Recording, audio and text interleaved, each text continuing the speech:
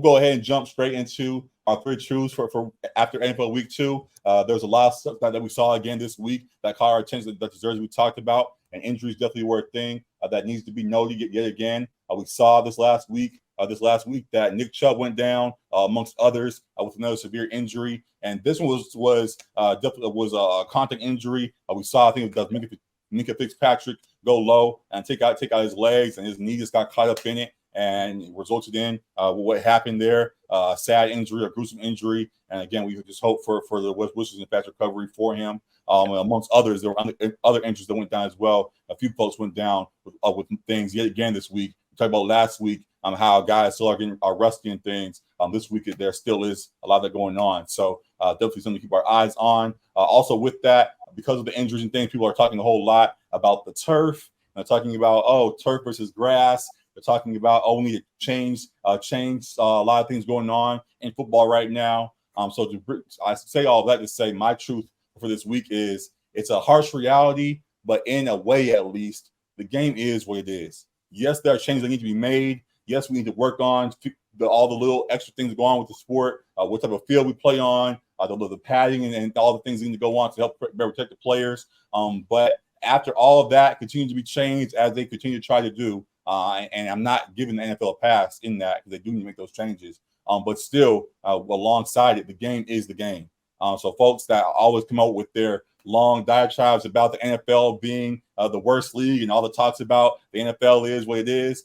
America is a place that loves football. We are here as football fans that are aware of what the game is. And it sucks that things like this continue to happen. As much to make changes that need to be made will hopefully get made in the future. At the end of the day, still, this game is what it is. And there has to be a point where we just have to acknowledge, like, hey, this is part of at least what comes with it. We hear that players acknowledge that in themselves when they sign up for the sport, as with many other sports. A physical sport like boxing is where you hear boxers say, hey, I know this is a catastrophic sport. I know it may be coming down the line. Excuse me. I know this may be a sport where damage may come down the line. But I love this sport. I love to compete. And I still want to go and step in the ring. In the same way, guys still suit up every weekend, knowing what comes with it, what may come with it on the negative side, but seeing the positives in it and enjoying what goes on. They still enjoy it for what it is and go out there and put their best foot forward as they do, and we cheer them on and so on. So, yeah, my first take is just that just as much as there are changes that need to be made, the game is what it is, and let's just continue to focus on the positive and find ways to enjoy it even through the catastrophes that may be a part of it as well. So I'll leave it at that. Alec, any other thoughts you want to add to that for that first truth we have this week? Yeah, for the most part, I do agree with you. I think, like, at its core, football is a very violent sport, and we know that. And that's honestly a part of the appeal of it for a lot of fans. Like, we like to see the big hits. We don't want to see guys get hurt. We don't want to see guys get severely injured and have to be out for the season, or hear about guys getting CTE and end up passing away early from that. Like, we don't want the extremes of that, but in real time, like, we do enjoy seeing, like, the big collisions, the big plays, like that kind of thing. And, like, as you're saying, like, it's part of the nature of the sport. And that's why you kind of get debates at times with the safety of it versus it being the sport that it was originally, like, designed to be. Because people are like, we're taking, like, the blindside block out of football, like we're taking football out of football. Like, you get that debate a lot. With a lot of the rule changes that are designed to keep players healthier and safer. So it is definitely a difficult line to balance and toe. Like, someone brought up the point in the off season, like, why don't they use some of the extra soft, like, cushioned helmets that they do in training camp in the game? And like, the argument was like, the NFL is a business too, like, that it's maybe not as marketable to have those type of helmets on. And so it's definitely a difficult line you get with the dollars and cents of it all versus the player safety of it all versus the enjoyment of the purity of the game. It's a delicate balance, but I agree with you that ultimately we know that the nature of the sport is fairly violent. We know what the truth is, man. As I joke about and say it at times, we see what it is. As you say, with folks came up about money, that this is definitely a business. And just with that, amongst other things in mind, that there are things that we just have to not have to let slide, but just have to be aware of, even in our enjoyment of it as we go along. So yeah, the game in a way is what it is. So I definitely continue to look at that and see how things evolve going forward. Definitely fun stuff. Hopefully fun stuff on the way.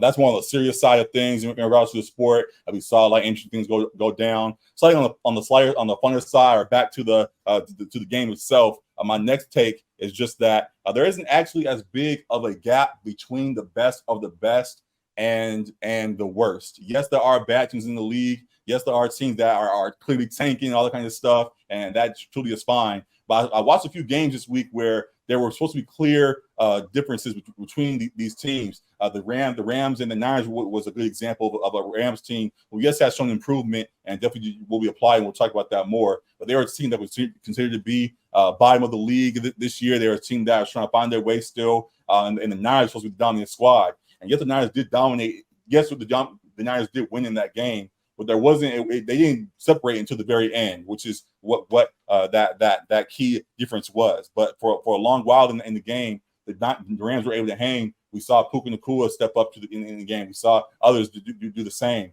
And just wanted to point out that in games like this and across the board, and that we see that the gap between the last squads isn't as grand as folks like to make it seem. So that is something that caught my attention this week.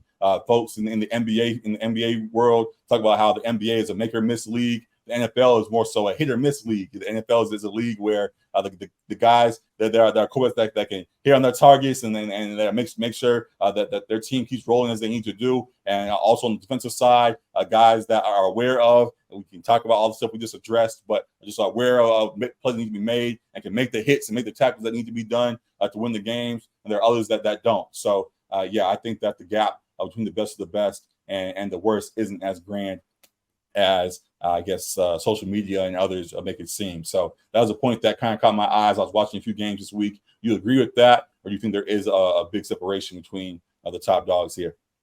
I somewhat agree. I somewhat disagree. I think my initial response would be just give it a couple weeks. I think some of these teams are going to separate from the others. Like we have seen a couple of the elite teams be elite, like the 49ers pictured here.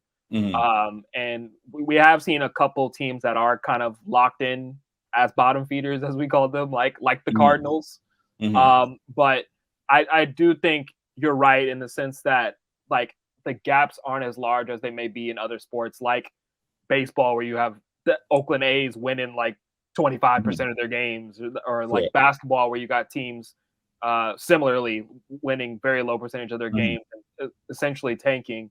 With the 17 game season, like for the most part, teams are gonna be competitive, and football, like, it's a sport where even when you feel like a team is significantly better, any given Sunday you can lose. So I agree with you that like the gaps aren't as huge as they might be in other sports at times.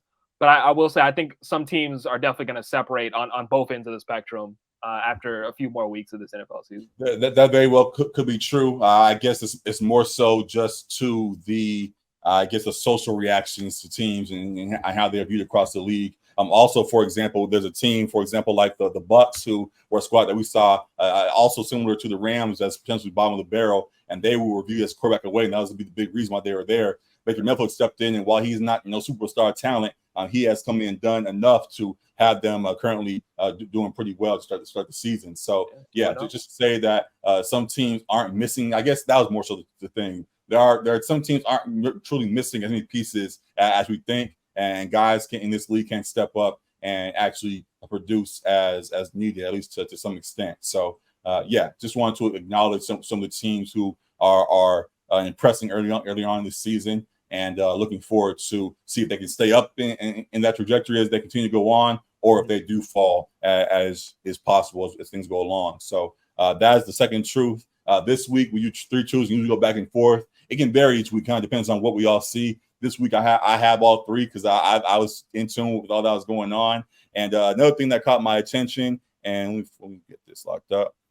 Another thing that caught my attention was just that the AFC is not the super team-filled conference we all imagined it would be. I recently found a picture of Joe Burrow just for the sake of it because he lost his week to my Ravens. But just across the AFC, there are a lot of squads we saw the last couple of years that it seemed like there was a shift. All these players going to the AFC, all the superstars going to the AFC. We got the Bengals that started to load up. We got the Raiders who we thought were loading up, but really adding Devontae didn't actually add as much as we thought. We saw Russ join the Broncos, and we thought that whole division would be just full of juggernauts, and they did not and have not even yet fully lived up to that. We see the Chargers are supposed to be a squad that's supposed to be top dog, and they're still working their way. There are a lot of squads in the AFC who seem like they're the best of the best, but have not actually lived up to the expectations. So just want to acknowledge that, again, as I kind of mentioned in my last one, sometimes the analysts and all of that can be wrong in their evaluations of things. And I know the names that catch our attention, but the product on the field is what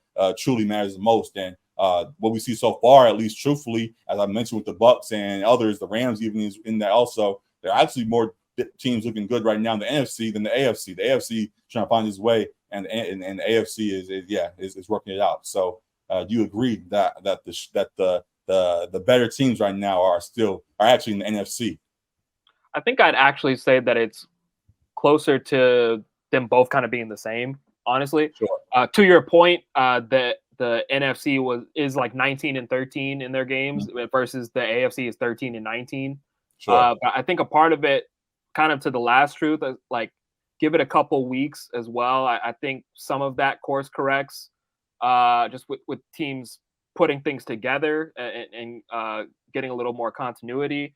But as well, just with the start of this NFL season, there's been a lot of in-division matchups, as well as like just in-conference matchups. So like the Bengals played the Browns and the Ravens. So like there was no way that like all those teams are going to end up 2-0 by the end of week 2 because they're kind of playing each other. So you're kind of getting the divisions beating up on each other right now. And like the NFC South, like the Saints and the Falcons got to beat up on the Panthers to get one of their wins. So like you kind of got some of the divisional matchups kind of affecting that equation. But I will say that we haven't seen like AFC be the juggernauts, as you said, that we initially thought they would. I think that both conferences are kind of closer to each other than we might have anticipated. Got it. And we'll see how that continues to play. As you pointed out, things very well could change as the season goes along because there is talent there in the AFC. There's a lot of teams that are just working through a lot of rust right now, which goes into your point last week about preseason and a lot of other things that are still having their effect right now. So we'll see how things change going forward, but definitely impressed from what I'm seeing in NFC right now and looking forward to all that's on the way. So those are our truths for this week. Definitely some fun ones to keep your eyes on. We'll continue to find fun ways to bring these to you each week and all of that. We thank y'all for checking that part out.